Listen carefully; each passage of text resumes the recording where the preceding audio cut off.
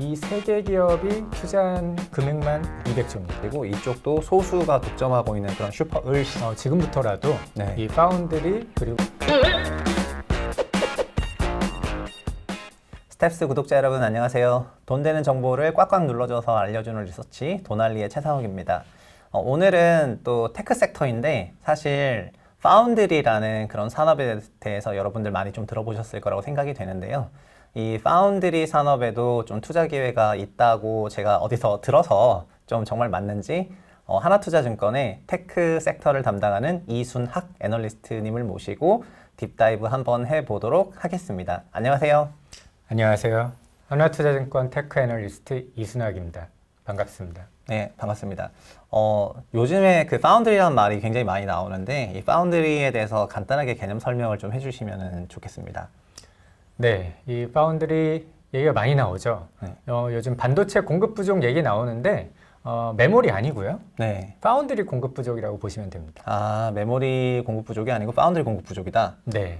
이 파운드리라는 단어는 이제 우리가 비메모리를 만들 때 쓰는 용어인데요. 네. 우리가 이제 퀄컴 들어보셨죠? 네. 퀄컴이 칩을 설계하면 이 팹리스 기업입니다. 이 기업은 그러니까 팹이 없어요. 네. 공장이 없기 네. 때문에 이 설계한 도면을 이 TSMC 같은 파운드리 기업한테 맡기게 됩니다. 네네. 그러면 TSMC는 설계한 도면대로 칩을 만들어서 네. 퀄컴한테 다시 주게 되는 거죠. 그런데 이 파운드리 해줄 네. 공장 자체가 지금 부족하다는 얘기입니다. 아, 그 얘기는 뭐 파운드리 업체 수가 작다는 걸 수도 있지만 파운드리 수요자의 어떤 수요가 많다는 걸 수도 있다는 뭐 두 가지 내용을 다 내재하고 있는 것 같아요. 네, 맞습니다. 일단 수요가 엄청 폭발하고 있습니다. 수요 폭발하고 있다. 네. 뭐 일례로 보자면 코로나를 기점으로 네. 사실 작년에 투자를 별로 안 했어요. 왜 안 했냐? 당연히 경기 불확실성이 커지니까 네. 모든 기업들이 투자를 안 하지 않습니까? 예, 예. 파운드리 기업들도 마찬가지였습니다. 아, 네. 이게 왜냐하면 이제 파운드리 같은 경우는 수요자의 오더를 기반으로 해서 그렇겠죠. 미리 준비를 하게 됩니다. 네네. 적어도 1년 미리 준비합니다. 아, 그러니까 뭐 이걸 주문할 예정이니까 좀 준비해라 이러면 파운드리 생산 시설을 좀 준비하는 그런 컨셉인데 수요 측에서 작년에 코로나로 인해 가지고 좀 그런 얘기를 안 하다 보니까 그럼 뭐 우리 좀 안 해도 되는 건가 이러면서 좀 있었다는 얘기군요. 그렇죠. 그래서 준비를 안 한 상태에서 네. 올해 보시면 아시겠지만 너도 나도 PC 사고 너도 나도 자동차 사고 네, 이렇게 그렇죠. 되면서 그렇죠. 수요가 폭발하게 된 겁니다. 그러면은 지금 뭐랄까 파운드리 그 생산 시설은 거의 뭐 풀로 돌아가고 있어야 되겠네요. 풀 네. 정도가 아닙니다. 그냥 모자라다고 보시면 되겠고 아, 파운드리 공장을 짓게 되면 2, 3년이 걸리기 때문에 뭐 제가 보기엔 내년까지도 똑같을 것 같습니다. 그렇구나. 그러면은 그래서 제가 이번에 이순학님 보고서를 보고 좀 재밌었던 표현이 뭐냐면은 발주처가 갑이잖아요. 네. 파운드리는 을인데 이 을이 슈퍼 을이라는 표현을 쓰셨더라고요. 그 쇼티지 부분 때문에 그리고 수요가 폭증하는 그런 거를 반영을 해가지고 슈퍼 을이라고 하신 거죠? 네, 맞습니다. 전 세계 파운드리의 1위 기업은 TSMC입니다. 네, TSMC. 네, TSMC의 점유율이 50%를 넘어가고 있습니다. 아, 네, 엄청나네요. 네, 거의 모든 반도체를 원하는 수요처들이 네. TSMC에 줄 서 네. 있다고 보시면 되겠습니다. 근데 TSMC 입장에서는 돈 되는 거 먼저 생산해 주겠죠? 그렇죠. 네, 돈 되는 게 뭐냐? 예를 들어서 데이터 센터용 칩, 아니면 스마트폰용 AP. 네, 네. 네, 그런 것들이 먼저고요. CPU. 이름만 들어도 뭔가 비싼 칩처럼 느껴지네요. 그렇죠. 네. 뭐 CPU도 있고 엔비디아의 GPU도 있고 이런 네, 것들 네. 먼저 생산해 줍니다. 싼 게 뭐냐? 네. 자동차 쌉니다. 네. 아니 너무 갑자기 제 찐 웃음이 나올 것 같아가지고 자동차 칩은 좀 싸다. 네, 맞습니다. 그렇군요. 그래서 차량용 반도체 쇼티지가 뭐라 그럴까 이런 후폭풍일 수도 있다는 생각이 살짝 들었는데. 네, 벌써 결론을 말씀을 드렸는데 네.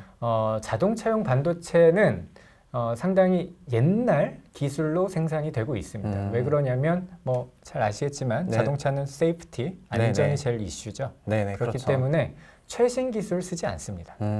뭐 적어도 5년, 네. 10년 전 기술 그대로 씁니다.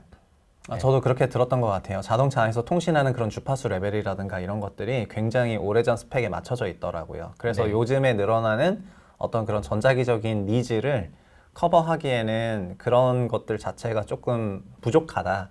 이런 식으로 많이 들었던 것 같아요.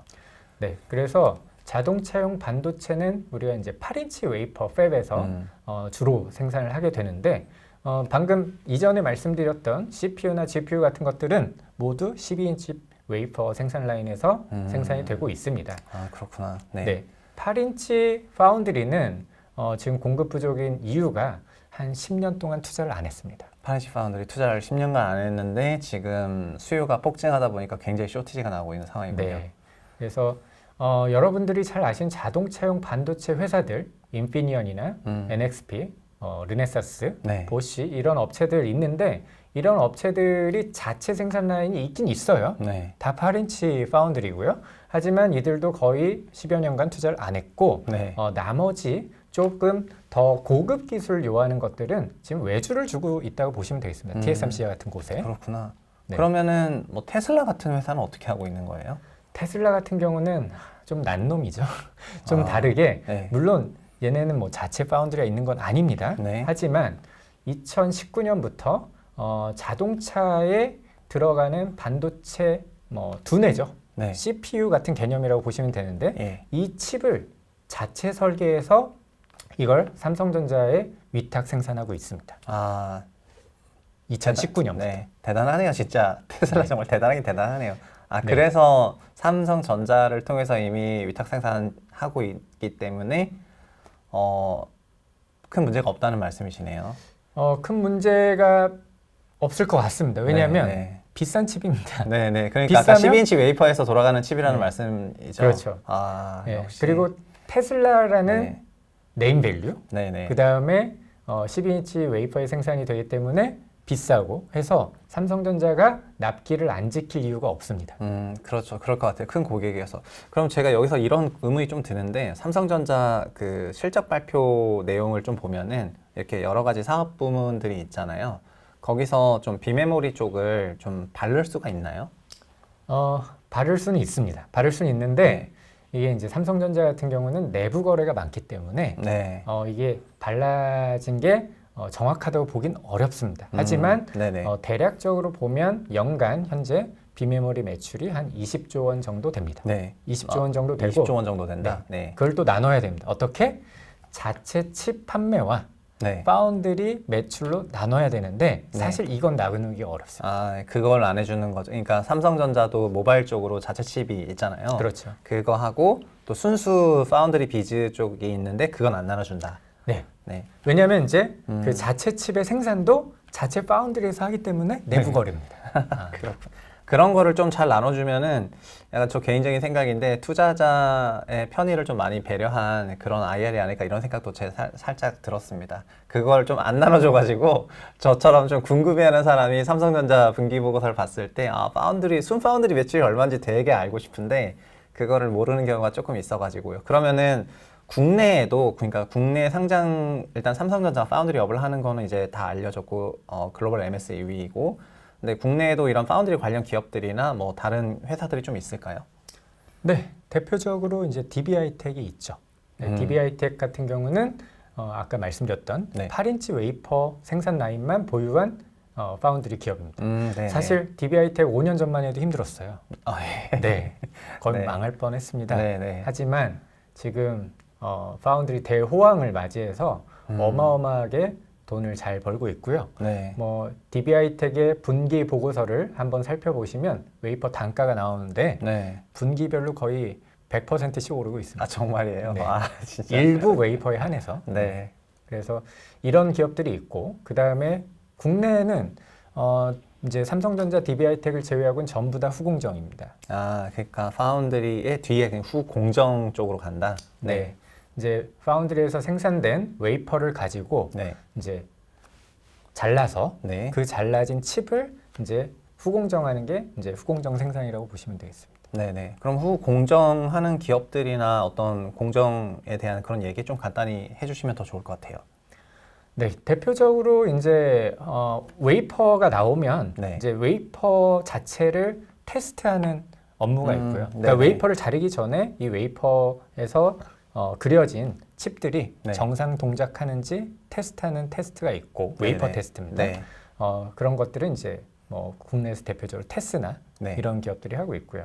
그다음에 괜찮다 하면 이 웨이퍼를 자릅니다. 네. 자르고 나서 이제 반도체 기판을 붙이고 네. 반도체 기판을 붙인 다음에 몰딩을 하고 네. 몰딩을 한 다음에 바깥으로 이제 리드 프레임이나 이제 볼 그레이 네, 같은 네. 거를 어레이를 빼서 네. 이제 외부 기판에 붙일 수 있게 만든 게 네. 최종 작업인데 네. 그 다음에 또 파이널 테스트를 합니다. 아, 그렇군요. 그럼 중간에 있었던 그 작업을 뭐라고 부르나요?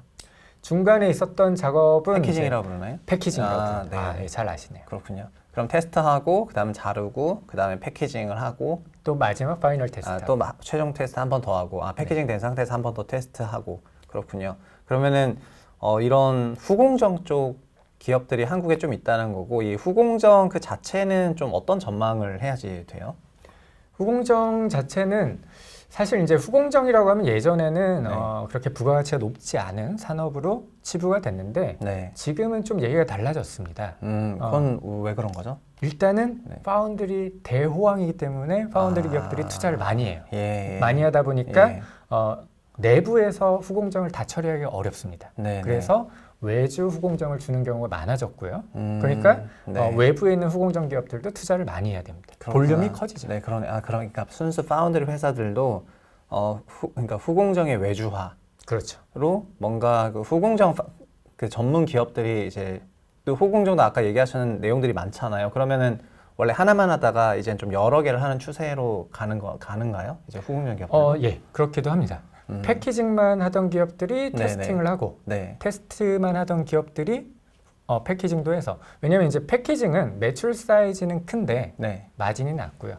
네. 테스트는 매출 사이즈는 낮지만 네. 마진이 좋습니다. 그렇구나. 그럼 패키징 하는 회사들이 어차피 패키징 후에도 테스트를 하는 공정이니까 뭐 네. 테스트하고 패키징하고 테스트하고 다 하면은 네. 좋긴 좋네. 그럼 하나만 더 여쭤보고 싶은 게 이 후공정 관련 기업들도 아까 말씀하셨던 그런 파운드리한테서 그 주문을 받는 거라고 하면은 이것도 뭐 삼성전자한테서 받는 후공정 업체 또 뭐 TSMC한테 받는 후공정 업체 이렇게 또 나눠져 있습니까?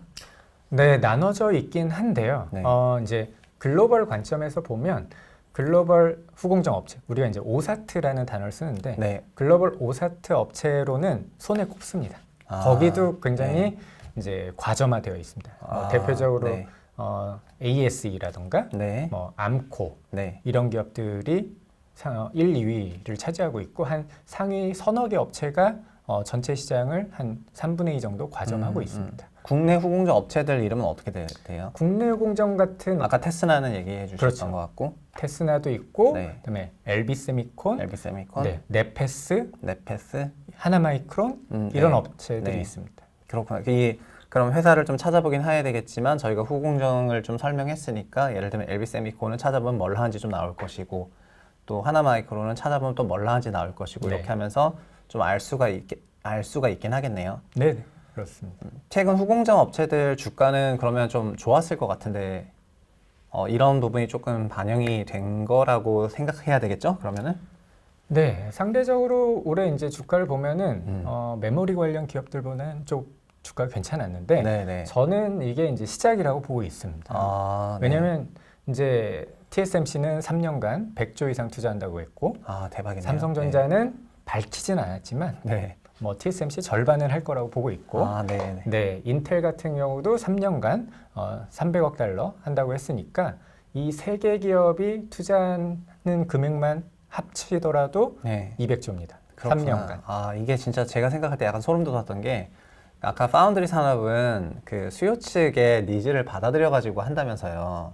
그래서 결국에는 그런 투자가 어느 정도 수요가 있다는 말이랑 똑같아 가지고 그러다 보니까 그래서 파운드를 짓고 파운드를 하게 되면 결국 자연스럽게 후공정은 무조건 발생하는 거기 때문에 삼성전자가 하든 아까 글로벌 쪽에서 얘기해 주셨지만 좀 시야가 넓다면 글로벌 파운드리 기업이라든가 글로벌 그런 파운드리의 후공정 관련 기업들 아니면 국내도 마찬가지지만 국내도 이런 후공정 관련 기업들에도 과거보다 확실히 관심을 많이 가졌으면 하는 그런 생각이 들어요.